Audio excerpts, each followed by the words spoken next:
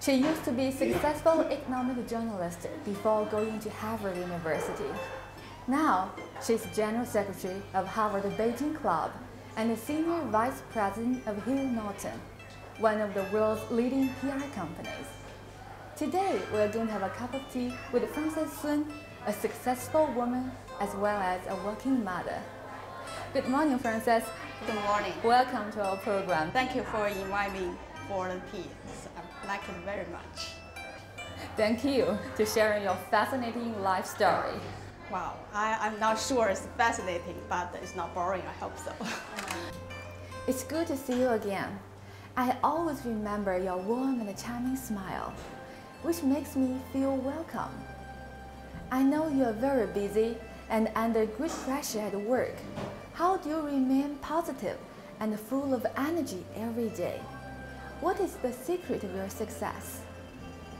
I have no secret for success, but I think if you need to feel happy and full of energy for your life, you need to keep your work-life in balance. Actually, it's not only work and life. You need to have every aspect of your life complete. For example, you need to enjoy your work.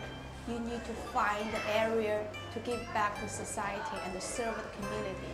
And then you need to have to enjoy your personal life. I try very hard to keep every part of my life balanced. I hope so. I'm doing okay.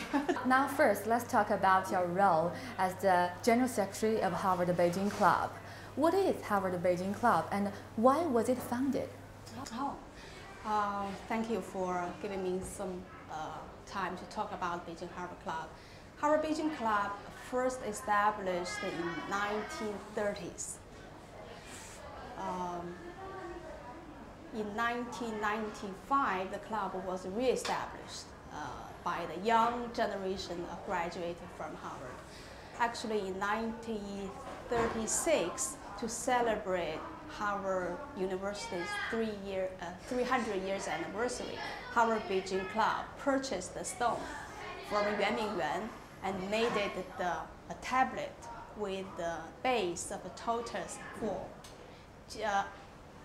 symbol of longevity, sent it to Harvard. And that status still stands at the Harvard Yard near the biggest the library of Harvard Yard. So if you go to Harvard today, you still can see the tablet, the gift from Harvard Beijing Club in 1936. Yeah, it's a long history for Harvard Beijing Club. We have a board director, we have a president, board directors. We elected our board every 4 years. So 2 years ago, I took the role of Secretary General. Actually, it's a voluntary work. I spend my time, probably half a day of every week, to contribute my time and energy to serve this community. And we try to keep our members together. Harvard Association, we have a Harvard Alumni Association of the Harvard University. The mission of the organization is to learn, to share, and inspire. We want to keep our members together, to inspire them to continue to learn, to share their life and in their work. Why do you think the job is important for you?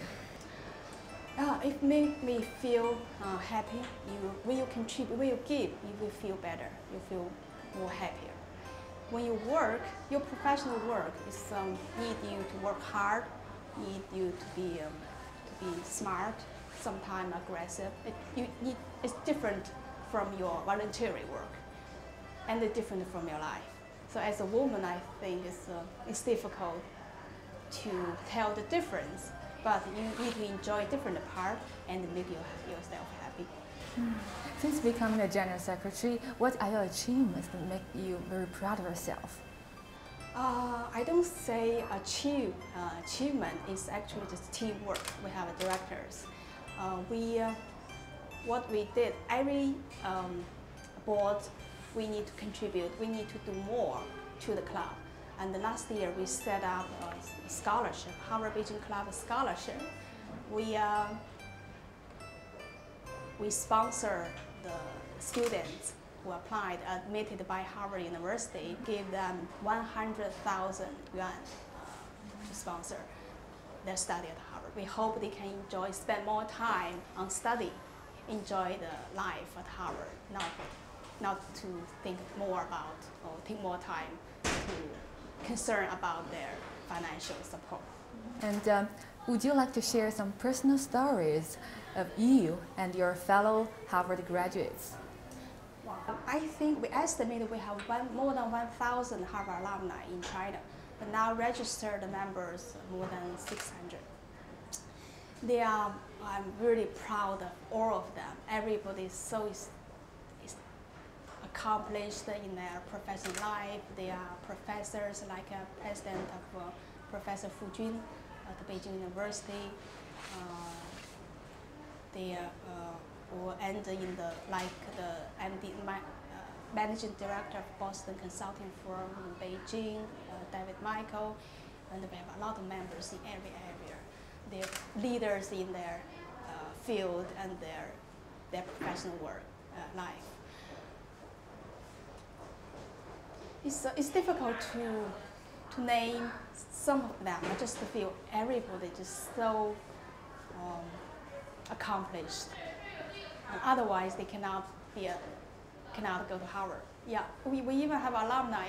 He's the classmates of President Obama at Harvard Law School. Yeah. Really? Yes. Is he in Beijing? Yes, he's in Beijing. He's a lawyer. Oh, really? Yes. Interesting.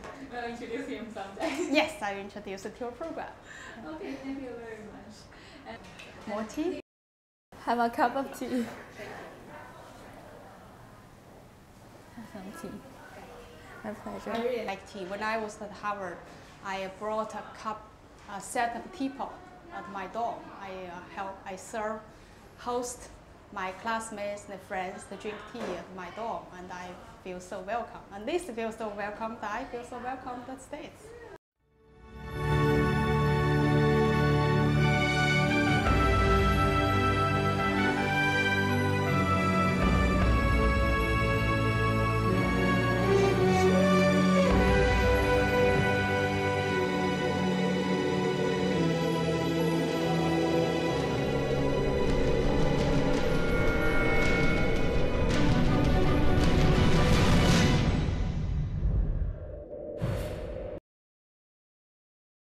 Now, I want to talk about your role as the Senior Vice President of the Hill Norton.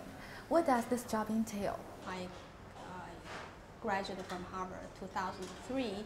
That year, it was SARS. China was hit by SARS. I came back from Harvard and got the opportunity to train some Chinese government spokesperson on how to communicate during crisis time. Hill Norton is the biggest PR consulting firm in the world. And working for big companies give you opportunity to participate on two big projects like Beijing Olympics and Shanghai Expo. I really enjoy that job. Although it's quite a lot of pressure, so I have to drink tea every night to keep my awake and work hard. We work for government, for big companies to help them promote their image and manage their crisis, corporate image, product, and sponsorship. So anything you can think of, probably we can do. In 2003, during bird flu SARS outbreak, you wrote to the Chinese government to advise them on media relations. Why did you think it was important to do that? Yeah, when we were outside China, we watched TV. We feel it's very important to communicate with the international media and the society outside China in a way that the Western people get used to speak in their own language. and that skill can be developed by training. It's not somebody who know or somebody who don't know.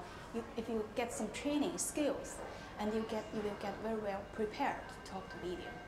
So I respect the minister, then Zhao Qizheng, and he initiated the spokesperson training for Chinese government spokesperson for 3 years. So now you can see even the provincial government and the municipal government officials, they got such kind of trainings. Not from me, from professional consultancies, and they improved very, very quickly. And so I'm so proud of the government official spokesperson. They pick up so quickly, they learn so quickly, and they quite well. And especially during the Beijing Olympic Games, you can see the spokesperson of football cock. It's very well. They spoke English fluently, they speak the language, the international media can understand. It's very good. As you mentioned, you led your team at Norton to work for the Olympics and then the Expo. And what do you think that China is managing its image overseas? Do you think there more need to be done? I think China, there's a lot of things need to be communicated well with outside of China. It's not something right and wrong, it's about the skills. If you ask what the public relations firm do, we can use one word, it's communication. Communication is so important. It can make people understand, maybe convince people. I think it's so important, even make enemies become friends and make friends even closer. So that's communication. Every country needs good communications. You can see that the United States, they need to improve their communication skills. China, every country needs communication. And China, we need better communication with our stakeholders outside of China. That makes me think about my work at China Radio International. Actually, we act a role as a bridge that connecting China and the world. Yeah, I think communication is two sides channels. China needs the world to understand us better, and the world needs to understand China better. So we need to speak. Both sides need to speak the same language. The same language is not necessarily English or Chinese. It's about you understand where you or the people sit in front of me, where they come from, their knowledge, their perspective about China. You need to understand where they come from, where they are, then you can understand better. And you can develop the messaging for them to easy to digest. It's difficult work, and I think so the world is now become a small village. Communication is so important. I think I will probably work in the communication area through my life because I so enjoy communication. The difference that the communication can make.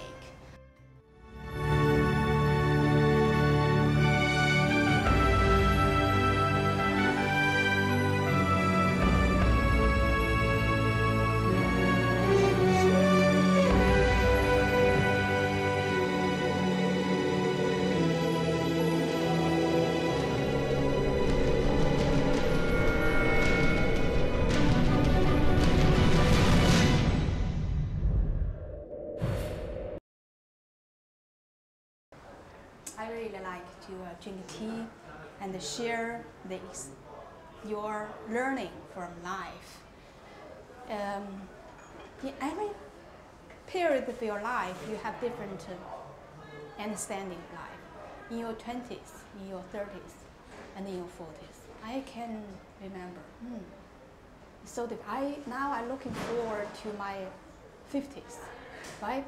So what kind of feeling or what understanding would be towards life? So I'm looking forward to it. And what was your understanding of life when you were in 20s, 30s, and now 40s? What are the difference? I have to recall. What's the difference? Let's compare. Yes. In 20s, I just graduated from from Fudan University, journalist school, with a major I like. At that time, I think the world is so big. I can do everything, full of opportunity. We just can do everything. We can touch the sky. In 30s, in 30s, I made a decision I need to go to Harvard. First chapter of my life need to be closed, and I need to learn something new, to live a new life. 40s, now, enjoy your life. What did you learn most from Harvard? Or what do you think Harvard gave you the most important thing to your life? Good question. What did I learn? At Kennedy School, actually, our classes, we have 3 different areas we have to learn. First is the leadership. It's the soft. How to lead a team. It's about leadership.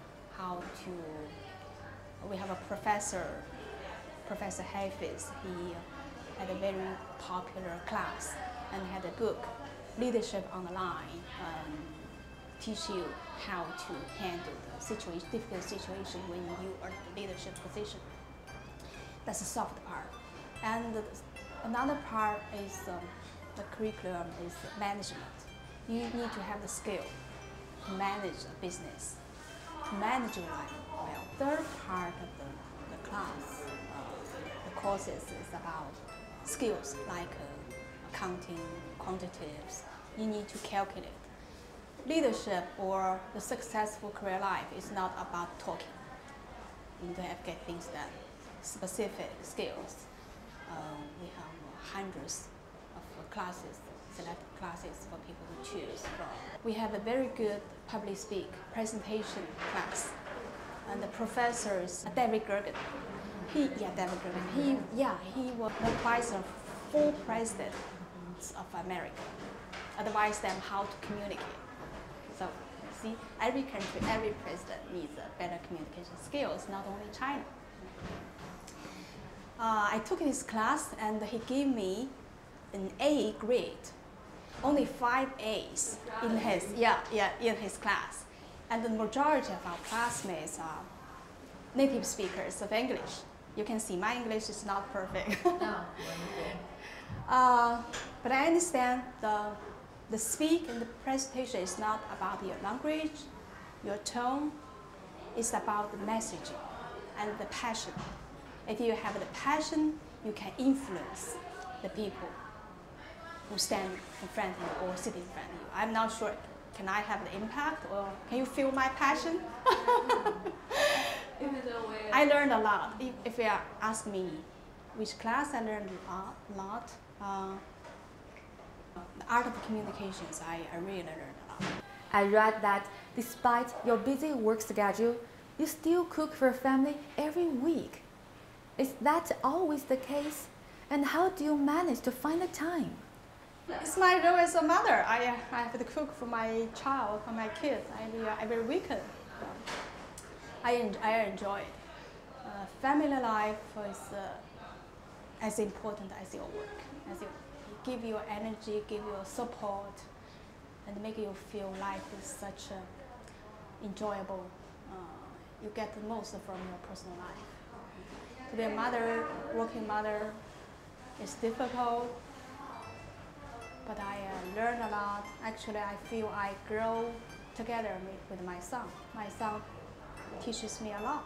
I still learning. What is your favorite family food? Do you often cook for your family members? Noodles. If you come to my home, I can cook noodles for you. So finally, you have a successful career and happy family. What next? I enjoy it, live my life. I really appreciate it. I think I'm lucky. I'm just so lucky to have all of them. And enjoy life. Thank you for inviting me for tea. Give me more. Thank you. Thank you. For joining the program. Thank you. I really love the tea. I wish your tea house will have more friends to share their interesting life. Dear Francis, thank you very much for joining our program. Please enjoy a cup of tea. Frances is just one of China's elite who play an active role in her chosen field, both in China and around the world. In our Tea House program, we will talk to more people like her. They will join our program to have tea and share their fascinating stories. I'm Yang Yang. See you next time. Thank you very much. And now, would you please say something best wish or hopes to our Tea House program? Thank you for inviting me to the tea house. I hope more people will come and have a cup of tea from Yang Yang and share their fascinating life, interesting life.